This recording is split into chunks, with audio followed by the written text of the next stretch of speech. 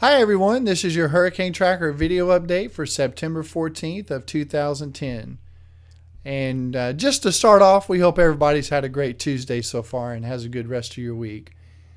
But let's start off with an overview here of the Atlantic. You'll notice something new today. We have a new storm, our third active system here in the tropical Atlantic basin. That would be Tropical Storm Karl, which formed in the Northwest Caribbean Sea a few hours ago, joining Hurricane Igor and Hurricane Julia. So for the next few minutes in this video update, we'll get you updated on the latest tracks and satellite images on these three storms. Speaking of satellite images, I came across this water vapor satellite image today of pretty much of the whole Atlantic. And I just thought it was neat to see a satellite picture with the three active storms in it. So I just wanted to share that with you. We have Kyle, Igor, and Igor's sister Julia out there in the far eastern Atlantic. So let's talk about our first storm, which is going to be Tropical Storm Karl. Karl formed again, a few hours ago there in the Northwest Caribbean Sea. Has maximum sustained winds of 45 miles an hour as of the latest update, which was about 15 minutes ago. Karl's moving to the west-northwest at 15 miles an hour. And the reason Karl is moving to the west-northwest is because of this high-pressure area. It's currently situated about in this position, and a little bit later in the week we'll be moving to the east and breaking down just a little bit. But overall, the high pressure should steer Karl across the Yucatan Peninsula, across the southern Gulf of Mexico, and into the central Mexican coast for a second landfall sometime Friday afternoon as a pretty strong tropical storm. The storm will lose a little bit of strength once it crosses the Yucatan, should be downgraded to a depression, and then quickly re-strengthen once it hits the open waters of the Gulf. We currently have tropical storm warnings from the Cancun area down to into northern Belize, and south of there we have a tropical storm watch. So if you live in this area, just expect some gusty winds and some pretty heavy rains from this system as it crosses here over the next 48 hours. Satellite images are looking fairly impressive for this storm. Here is the visible satellite from this afternoon and the infrared satellite. If you listened to the video or audio updates yesterday, I was mentioning that I didn't really think the storm was going to strengthen because it was running out of time before hitting land, and it's been a disorganized mess ever since it entered the Caribbean Sea. But it woke up this morning and decided to get its act together.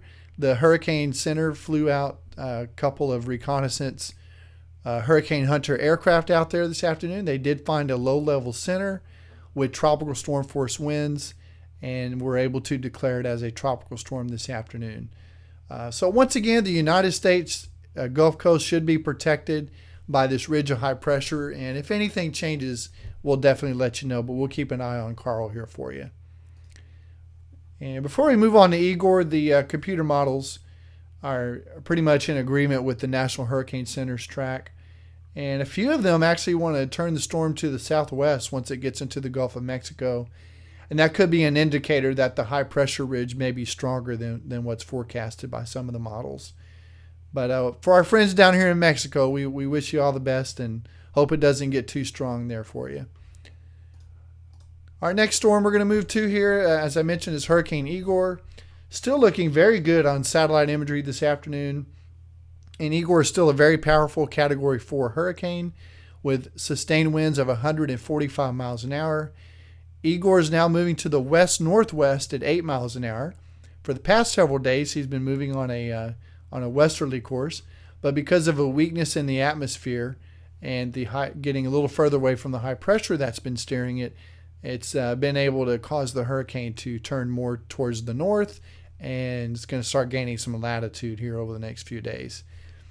It's looking pretty good for the East Coast right now. Most of the computer models are showing this storm recurving out into the open Atlantic, but it does not look good for Bermuda. Based on this forecast track, you could definitely be on what they call the bad side of the storm, where the heaviest winds and heaviest rain are. Sometime late this weekend should be impacted from Igor. So again, if you live in Bermuda, please start making your precautions and initializing your hurricane plans, as this could be a potentially dangerous situation, as is expected to be a major hurricane once it passes by. And we do expect it to turn to the northeast once it gets a little bit north of Bermuda here. But once again, good news, the East Coast should be spared any impacts from Igor. And that is due to this upper level trough cold front that's coming out of Canada across the eastern seaboard. It's going to be moving from west to east in this position here, and is going to be serving as another protector for the East Coast, and will turn Igor back out into the open Atlantic. And the trough will also catch Hurricane Julia once it gets far enough north, and will curve her back out to sea as well. But just some quick stats on Julia this afternoon. Julia is moving to the west-northwest at 9 miles an hour and has sustained winds of 85 miles an hour. It is a Category 1 hurricane. Not looking too good on satellite this afternoon. It looks like there's a little bit of wind shear that is coming over top of the hurricane and disrupting the organization a little bit. And as I mentioned a moment ago, here's the computer models. Want to pull it to the west-northwest, turn Julia northward, and then out to sea, following her big brother Hurricane Igor out into the open Atlantic. So these two hurricanes are only going to be interest of the shippers out there in the open Atlantic. So thankfully, the United States is going to be spared a hit or any type of impact from these three storms. Before we end the video this afternoon, I just wanted to show you the latest satellite loops for the two hurricanes and the newly formed tropical storm. In the upper right-hand panel, you can see how quickly Karl organized this afternoon. This morning, it was just a blob of thunderstorms that quickly initiated a center, and the storms began rotating around the center, and is organizing fairly nicely this afternoon compared to the mess it has been. Here's Hurricane Igor. The one thing I want you to take away from this is he is moving to the west-northwest now. A couple of wobbles here and there, but overall finally moving north of west, which is good news. And finally, here's Hurricane Julia. You can see she's kind of just struggling a little bit with this wind shear coming across, and probably not going to get any more stronger than she is now, maybe just a little bit, but should weaken again to a tropical storm here in about 4 days. But thanks for watching our Hurricane Tracker video update. We certainly appreciate everyone being a Hurricane Tracker customer, and hope we're giving you as much information as we can. And we certainly appreciate your time and hope everybody has a great weekend. We'll be back to talk to you tomorrow. Take care, everybody.